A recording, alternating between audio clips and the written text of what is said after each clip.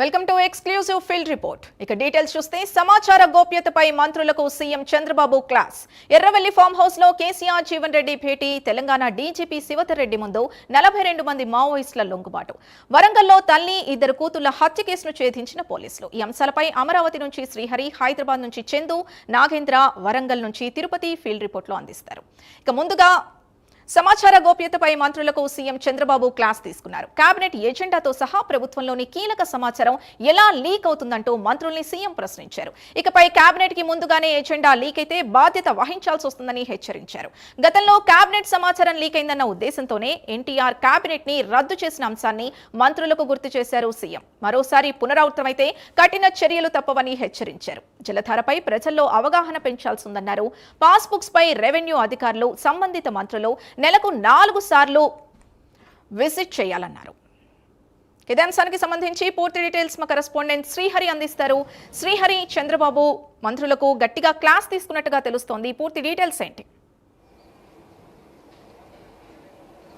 Right. ఏదైతే అమరావతి రాజధాని ఏదైతే రాష్ట్ర సచివాలయం ఉందో, రాష్ట్ర సచివాలయంలో నేడు సీఎం చంద్రబాబు అధ్యక్షతన ఏపీ క్యాబినెట్ అయితే సమావేశమైంది. అయితే దీంట్లో ప్రధానంగా ఏపీ క్యాబినెట్లో మొత్తం మీదుగా చూసుకున్నట్లయితే 66 అంశాలతో నేడు ఎజెండా ప్రారంభమైంది. అయితే రాష్ట్ర వ్యాప్తంగా ఏవైతే పెట్టుబడులు వస్తున్నాయో ఈ నేపథ్యంలోనే రాష్ట్రంలో పెద్ద ఎత్తున పెట్టుబడులకు ఆమోదం తెలిపింది ఏపీ క్యాబినెట్. దీంతోపాటు ఏదైతే ఈ పెట్టుబడులకు సంబంధించిన భూముల కేటాయింపులకు సంబంధించి కూడా నేడు క్యాబినెట్లో అయితే ఆమోదం తెలిపిన పరిస్థితి. అయితే ఓవరాల్గా చూసుకున్నట్లయితే ఏదైతే అమరావతి ఈ క్వాంటమ్ వ్యాలీకి సంబంధించి 3 సంస్థలకు ఆమోదం తెలుపుతూ, అదేవిధంగా ఇప్పటికే రాష్ట్ర ప్రభుత్వం క్వాంటమ్ వ్యాలీకి సంబంధించి పెద్ద ఎత్తున శిక్షణా తరగతులను ఏర్పాటు చేయాలని చెప్పని రేపు 14 నుంచి ప్రారంభించబోతుంది రాష్ట్ర ప్రభుత్వం. అయితే ఈ నేపథ్యంలోనే ఇప్పటికే 50,000 పైచిలకు విద్యార్థులు శిక్షణా తరగతులకు సంబంధించి కూడా ఏదైతే ఎన్రోల్మెంట్ ఉందో ఎన్రోల్మెంట్ చేసుకున్న పరిస్థితి.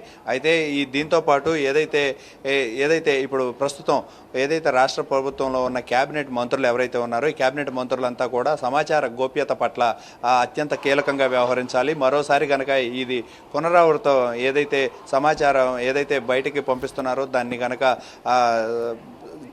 దాటితే కనుక చర్యలు చేపడతామని చెప్పని సీఎం చంద్రబాబు అయితే ఆగ్రహం వ్యక్తం చేస్తున్న పరిస్థితి.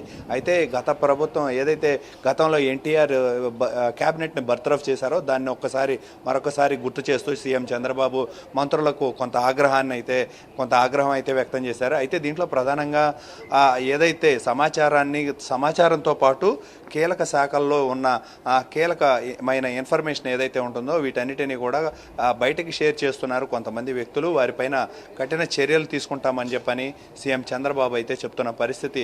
ఎన్టీఆర్ ఆనాడు ఏదైతే క్యాబినెట్ను బర్తరఫ్ చేశారో ఆ సందర్భాన్ని మరొకసారి గుర్తు చేయడంతో మంత్రులంతా కూడా ఉలికిపడి దాని పట్ల ఏదైతే సమాచారం ఉందో ఆ సమాచారాన్ని అన్నింటినీ కూడా మరింతగా గోప్యంగా ఉంచుతామని చెప్పని వారైతే సీఎంకి ఒక హామీ ఇచ్చిన పరిస్థితి అయితే కనబడుతుంది. ఏదైతే క్యాబినెట్ ఎజెండాలు ఏవైతే ఉన్నాయో క్యాబినెట్ ఎజెండాలతో పాటు కీలక ఫైళ్లు, కీలక సమాచారాలతో కీలకమైన అంశాలు ఏవైతే ఉంటాయో వాటన్నిటిని కూడా మరింతగా గోప్యంగా ఉంచుకుంటూ ముందుకు వెళ్తామని చెప్పని వారైతే చెప్తున్న పరిస్థితి. అయితే ప్రధానంగా ఏదైతే జలధార ప్రాజెక్టు ఉందో ప్రాజెక్టుకు సంబంధించి క్షేత్రస్థాయిలో ప్రజలకు మరింత అవగాహన పెంపొందించాలి అని చెప్పని సీఎం చంద్రబాబు మంత్రులకు సూచించారు. దీంతోపాటు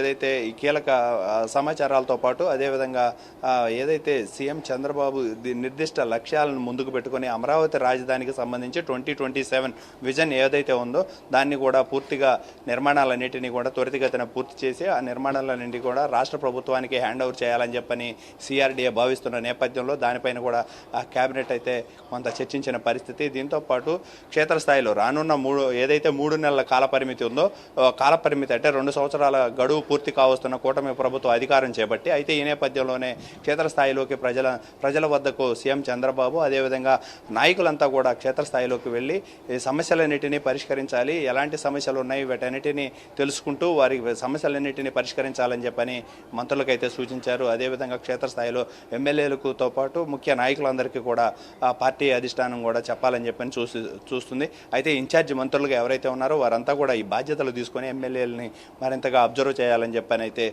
సూచిస్తున్న పరిస్థితి.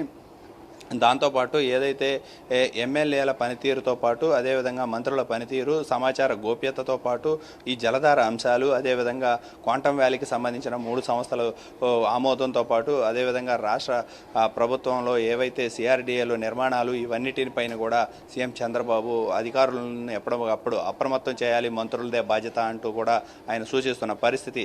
ఏదేమైనప్పటికీ రాష్ట్ర ప్రభుత్వంలో కీలక శాఖలకు సంబంధించిన సమాచార గోప్యతను మాత్రం ఎప్పటికీ జాగ్రత్తగా ఉంచాలి అని చెప్పని ఆయన చెప్పిన పని ఏదైతే ఉందో అది కూడా మంత్రులు కూడా సీరియస్గా తీసుకొని దీనిపైన కొంత యాక్షన్ ప్లాన్ అనేది కూడా రెడీ చేస్తున్న పరిస్థితి అయితే కనపడుతుంది. ఓవరాల్గా దాంతోపాటు ఏదైతే సోషల్ మీడియాలో ఏదైతే ప్రచారాలు, విష ప్రచారాలు జరుగుతున్నాయో వాటన్నిటినీ కూడా తిప్పికొట్టే క్రమంలో మంత్రులు కూడా కొంత దానిపైన అవగాహన పెంచుకొని క్షేత్రస్థాయిలో మాట్లాడాలి అని చెప్పని ఆయన అయితే సూచిస్తున్నారు. దాంతోపాటు ఏదైతే మావిగన్ పేరు ఏదైతే వస్తుందో మావిగన్ మాత్రం దాని ప్రచారంను కూడా కొంత అవగాహన పెంచుకొని మాట్లాడాలి, ఏది పడితే అది మాట్లాడకూడదు అని చెప్పని ఆయన అయితే రాష్ట్ర మంత్రులందరికీ కూడా సూచిస్తున్న పరిస్థితి అయితే కనపడుతుంది. ఏదేమైనప్పటికీ సమాచార గోప్యత విషయంలో మాత్రం సీఎం చంద్రబాబు మంత్రులపైన అయితే సీరియస్ అయ్యారు. దాన్ని మరింతగా కీలక సమాచారాలను మాత్రం బయటికి పోనివ్వకుండా తగిన చర్యలు చేపట్టాలని చెప్పని మంత్రులకైతే సీఎం చంద్రబాబు సూచించారు. ఏమన్నా రైట్, థ్యాంక్ యూ శ్రీహరి.